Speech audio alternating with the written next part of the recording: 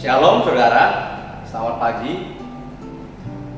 Saya kembali akan melanjutkan mengenai tema Rumahku adalah surgaku melalui sebagai orang tua yang mendidik anaknya. Kita akan melihat selanjutnya bagaimana prinsip seorang tua bisa memberikan pengajaran kepada anaknya. Di sini kita mau lihat saudara, bagaimana Tuhan Yesus sendiri sebagai seorang guru bagi murid-muridnya, dia mengajar dengan cara dia mengajak murid-muridnya untuk datang ke rumahnya. Baik, kita lihat dalam Yohanes, Injil Yohanes pasal pertama ayat yang ke-38. Dikatakan demikian bunyi firman Tuhan. Tetapi Yesus menoleh ke belakang. Ia melihat bahwa mereka mengikut dia, lalu berkata kepada mereka, "Apakah yang kamu cari?" Kata mereka kepadanya, "Rabi," artinya guru, "di manakah engkau tinggal?" Ia berkata kepada mereka, "Marilah dan kamu akan melihatnya." Mereka pun datang dan melihat di mana ia tinggal, dan pada hari itu mereka tinggal bersama-sama dengan dia. Waktu itu kira-kira pukul 4. Saya akan lanjutkan lebih dahulu kepada firman Tuhan Yohanes pasal 13 ayat yang ke-15. Demikian juga bunyi firman Tuhan. "Sebab aku telah memberikan suatu teladan kepada kamu, supaya kamu juga berbuat sama seperti yang telah kuperbuat kepadamu." Di sini saudara, sebagai peran orang tua kepada anak, mau tidak mau sebagaimana Yesus yang mengundang murid-muridnya untuk datang ke rumahnya untuk melihat bagaimana kehidupan dia di dalam rumahnya. Di sini saudara, apabila kita sudah berkumpul, sudah bergaul dengan seseorang, maka relatif lebih kecil lagi kalau orang itu mau berbuat main topeng-topengan, mau bermain munafik-munafikan.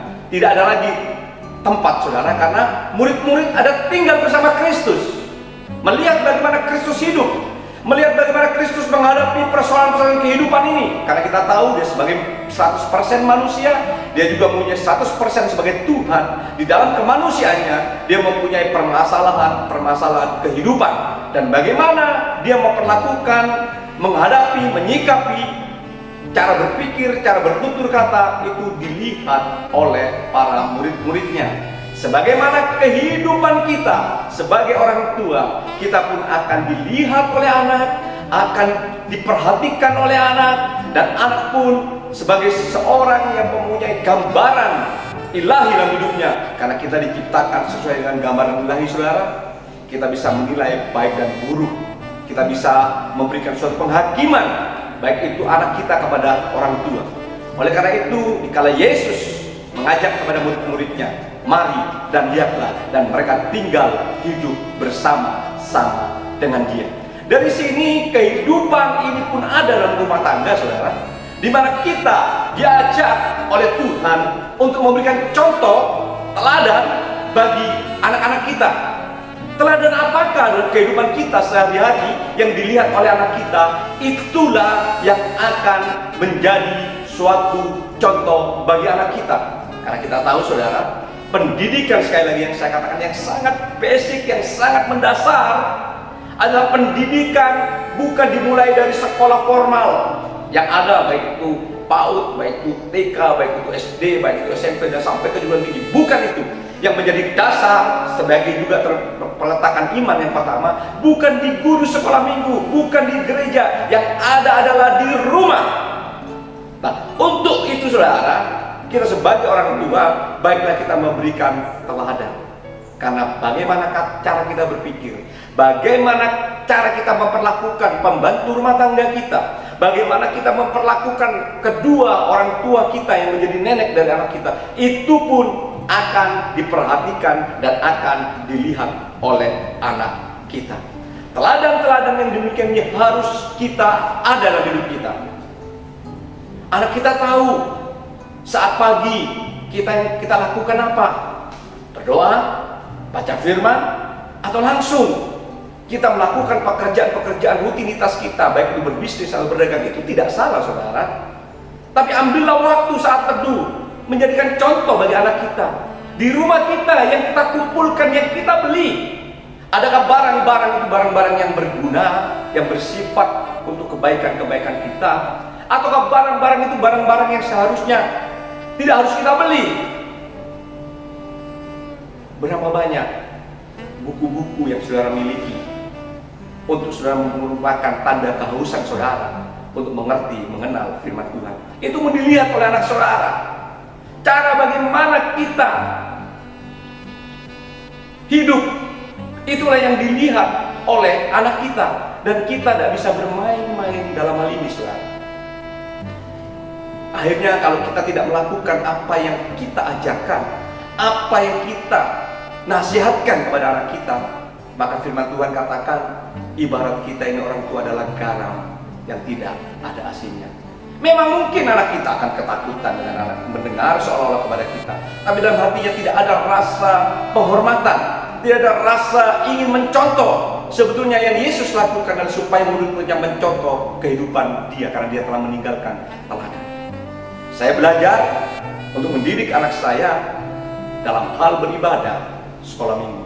Dari sejak kecil, walaupun dimanapun saya berada, saya tetap akan berusaha, saudara, untuk mencari tempat ibadah. Kalau memang liburan yang bersama dengan anak dan keluarga saya itu saya adakan pas jatuh hari Minggu, saya akan mencari tempat ibadah, saya akan usahakan. Tapi apabila saya tidak mendapatkan, mungkin di suatu tempat di luar negeri, saya tidak tahu tempatnya di mana, atau mungkin di tempat jarang ada gereja, saya tetap akan mengadakan ibadah family altar di hotel di mana saya tinggal. Karena saya ingin mengajar kepada anak saya bahwa saya pun bisa menikmati liburan-liburan itu dengan keuangan yang Tuhan percaya kepada saya. Itu semata-mata anugerah Tuhan. Sehingga anak saya boleh belajar bahwa sesungguhnya hidup saya adalah hidup yang boleh belajar untuk mengutamakan Tuhan, untuk memprioritaskan Tuhan.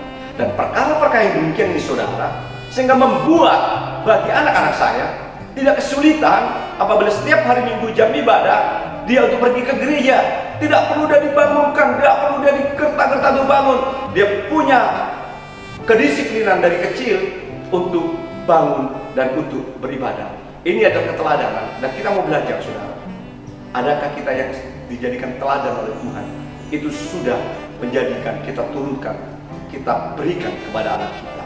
Dan kita harus sadar, kalau kita memberikan teladan yang bagus di rumah, teladan yang takut akan Tuhan, teladan yang mau beribadah dalam konteks aktif dimanapun kita berada, percayalah saudara, di tengah-tengah nanti anak kita bergaul dengan siapapun, percayalah, dia tidak akan mudah terikut arus. Dia tidak akan mudah terombang-ambing oleh situasi, kondisi, baik itu pergaulan, baik itu pengajaran. Dia akan mempunyai suatu sikap, integritas dalam hidupnya, karena dia sudah melihat kedua orang tuanya yang memberikan teladan kehidupan dalam hidupnya.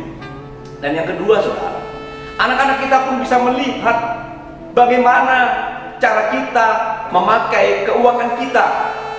Dia akan bisa melihat barang-barang apa yang ada di dalam rumah kita.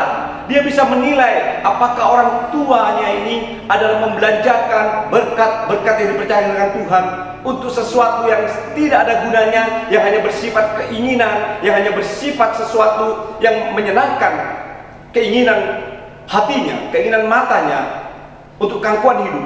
Anak ini pun bisa menilai. Belajarlah, saudara, dalam hidup ini untuk memakai berkat Tuhan dengan baik.